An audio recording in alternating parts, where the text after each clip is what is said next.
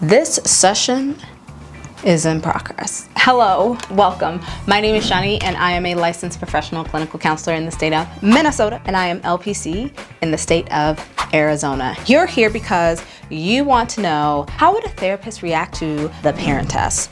First off, let's talk about the preface of what the parent test is. It is a show that launched recently on ABC. I personally watch it on Hulu. I don't have cable. Do people still have cable? That's besides the fact. What is the parent test? So essentially there are 12 different parenting styles on this show, and they are in search of the best parenting style. Now, as a therapist, I've got some reactions for you. But before we jump into those, I first want to say, go on ahead and hit that bell so that you get notified when I make mental health content. And you're already here. So come on, boo. Join the family. I'm a dope therapist and you're a dope human being. And together we are a dope community.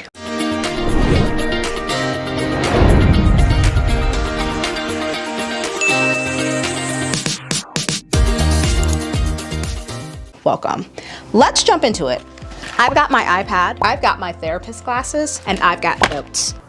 I am the one, the way your son don't need a gun to get Let's get into it. Now, I'm only gonna be reacting to the first episode, but if you would like to see me react to other episodes, stay tuned, leave some comments, and let me know. Let's talk about the first episode. Now, when I first started this show, immediately I started watching it and I was like, ooh, let me wait for my husband because this is probably a show that I wanna watch with him together. There are 12 people on the show and each of them have different parenting styles. Now, in the first episode, because I'm not gonna tell you what the other parenting styles are, because in the first episode, you only see 4 parenting styles. And those parenting styles are intensive, natural, new age, and routine. How it works is there are 8 parenting styles that sit in the back row, and then there are 4 parenting styles that are in the hot seat. The back row judges them because they're the ones that are going to be voting on the best parenting style. Now, immediately when I was watching, I was like, ooh, this is juicy. This is good. But let me tell you right now, I have some concerns, but we're going to jump into that later.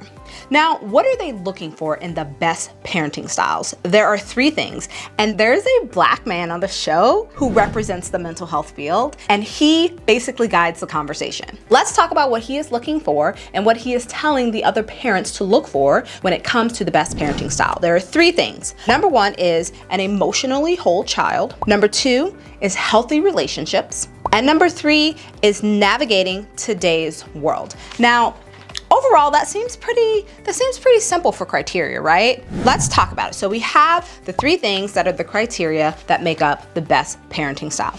We have to also look at the parents that are actually in the hot seat. So when it comes to the intensive parenting style, that is going to be a hetero couple, man and woman, and they are Asian and they have an intensive parenting style. The other couple is going to be 2 men and they have the routine parenting style.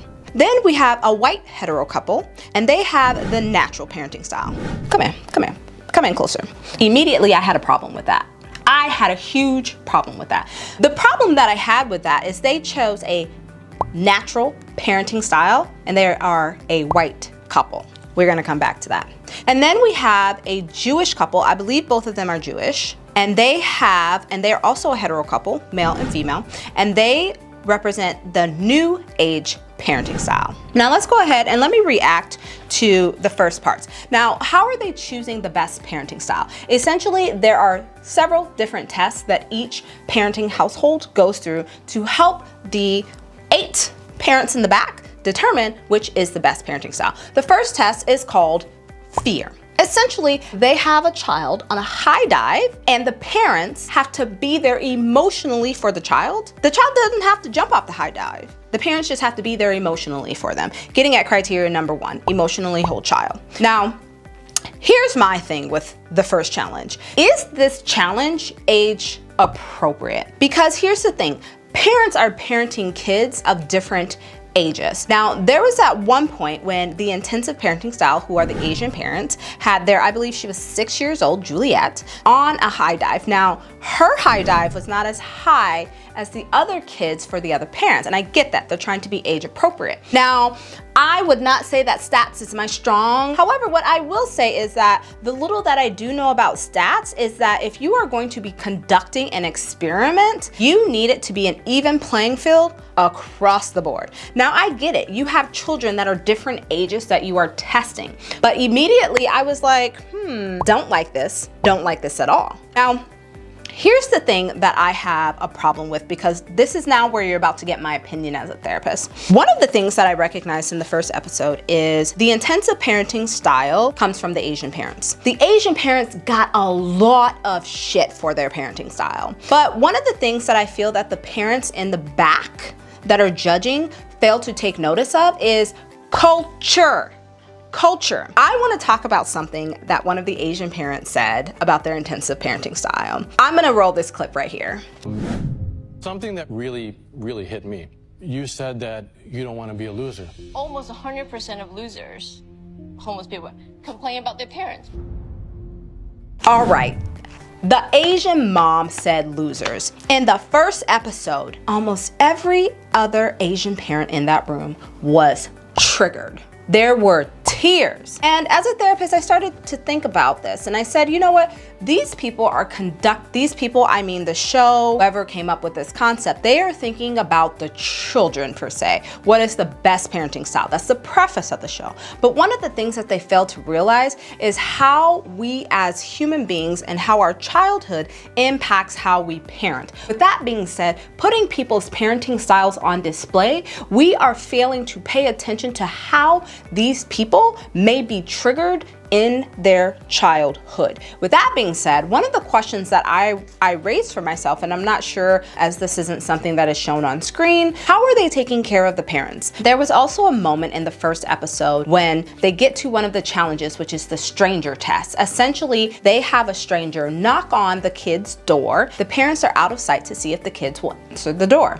Now, here's the thing that I found very interesting is that the white parents, they are the ones that are the natural parenting style. They mentioned that they don't really talk to their kids about strangers. And the reason for that is because they live on, I believe it's a farm. And so they are not really close to people, the people that they bring over. They're mainly friends and family, and it's a small city. And I thought to myself, wow, are we not going to talk about white privilege? Are we not going to talk about white privilege? The fact that you as white people do not have to talk to your children about strangers. You feel so safe. Essentially, that's what I was getting at, is your parenting style is based on you feeling so safe. Now, right now you might be like, Shani, well, what are you trying to say? When we get to further episodes, there is a black couple and their parenting style is the helicopter parents. And they talk about how being black in America influences their parenting style. So that is why that is very important. So in determining the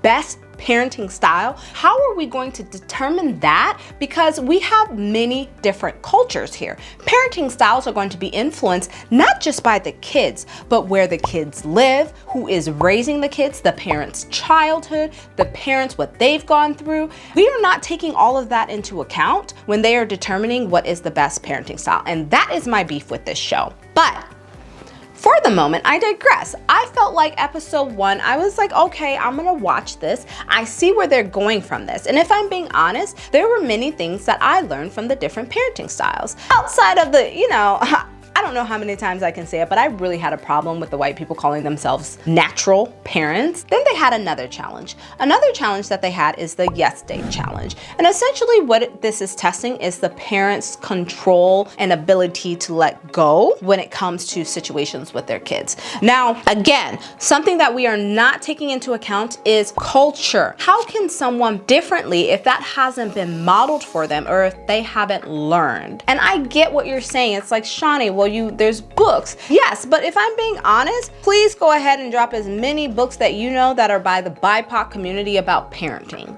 I will wait. So overall, my reaction to episode 1 is I can stick it out. I was highly concerned about how they were taking care of the adults that are on this show, knowing that so many of them were triggered during this episode. Another thing that I want to talk about is the stranger test. The two men that are the gay couple, they actually didn't have their tests shown. At least, I don't know if it was shown to the participants, but it was not shown to us as the audience. And so you have the Yes Day Challenge. For episode 1, I am going to give the parent test a 7 out of 10. There are some things that we are missing, but I think overall, I'm still on board with the show, and I can continue on to episode 2. If you have watched episode 1, we're not gonna ruin it for other people.